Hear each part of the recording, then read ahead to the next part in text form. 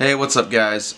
So unfortunately you have a low oil pressure light coming on. I shot some grainy video, not very well focused. I just got a new camera.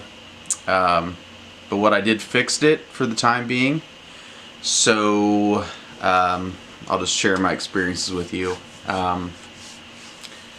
What I would say is if you have a performance package car, just take the oil cooler off first. Take the lines off, gives you way more access. Yeah,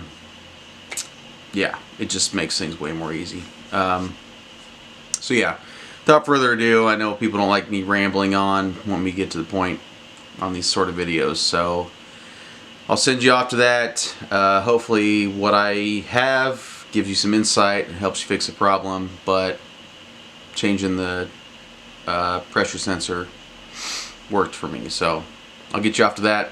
Thanks for watching. What's up everybody? I just wanted to try and make a video on this. I don't know if any of you have run into this issue, but I've been looking around for it and don't see a ton online about it. I mean, there's some, but there you go.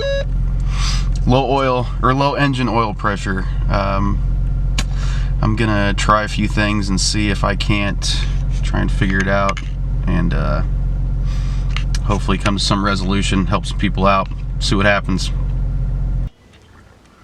Okay, so here's what I'm starting off with replacing. Oil pressure sensor, oil pressure switch, whatever you want to call it. There's part number and stuff. I got it on Rock Auto. It's really not that expensive, so I guess if you're just gonna throw a part at something, it's not terrible. Alright, I'll show you hopefully where it lives. Yeah, you can kind of see down there.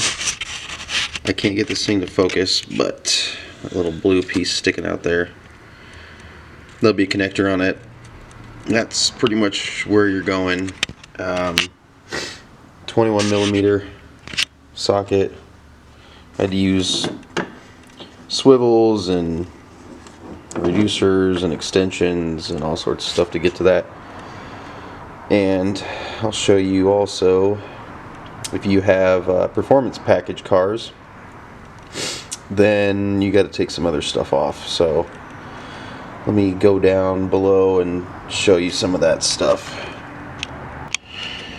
Okay, underneath this is a mess. I'm sorry. That's where the oil filter is, and then back in, back behind there and up somewhere. Yeah, back in here, up through there, or up in here is where the sensor is. Apologize for the lighting, apologize for my awkwardness. Just not really in a good spot right here. But you can get to it, and like I mentioned, if you have performance package, then you have this little oil cooler right here. And I had to remove that to get to it, otherwise you just can't. But some of the other videos I watched, there's nothing here, so you can just put your hand in here and the sensor's like just literally right over here. So that being said, if you have that, I want to say there's like 6. Here, hold on. I want to say there's like 6 8 millimeter bolts that have to come out. You might be able to get to the top of them, or the top 2 from here, if you're lucky, I suppose. But I had to do it from the top. The other 4 are fine. They're on the sides, easy enough. But just kind of giving you some idea. And then I'll show you what else I took apart up top to get to the other stuff. Okay, back up top. So this little heat shield on your exhaust manifold End up taking that off. I want to say there's 3 10mm bolts that go in there, 2 on top and then one down in front. This thing's up. And the reason why I had so many extensions and swivels and stuff, and if you take the oil cooler off or don't have one, then you don't have to mess with any of this stuff. But for anybody who runs into this issue, I don't know, some advice or something, but there's this oil feed line that goes to your turbo. Yeah, this is awful. Yeah,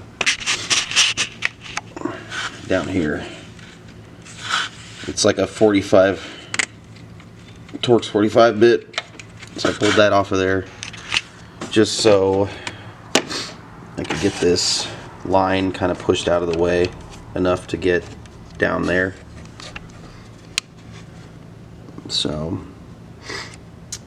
I don't know, probably more than I needed to do, but yeah, that's just kind of, I guess, my best advice on all of this is if you need to get around all that, that's a couple solutions, but I'd say probably the easiest is just taking that oil cooler off. And yeah, so it's in. I'm gonna see if it does anything as far as fixing the issue, because I know people have taken this stuff to dealerships and they ended up replacing oil pump and whatever else. So I'm hoping this one fixes it.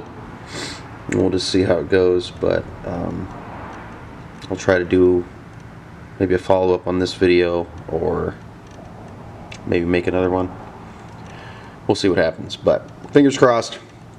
I just hopefully this gave someone some sort of answer if they're struggling with this too, because like I said, there's a few videos out there and they're great, but I never saw one that had an oil cooler, so just figured give you my experiences.